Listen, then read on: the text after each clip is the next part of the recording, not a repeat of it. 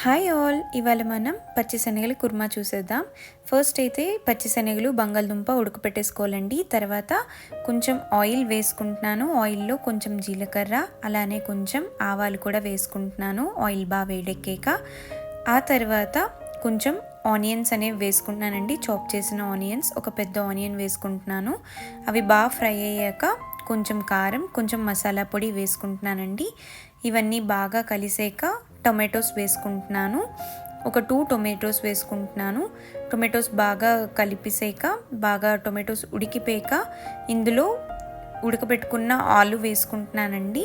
అలాగే ఆలు కొంచెం బాగా ఫ్రై అయ్యాక వాటర్ వేసుకొని మిగిలిన శనగలు కూడా వేసేసుకుంటున్నామండి.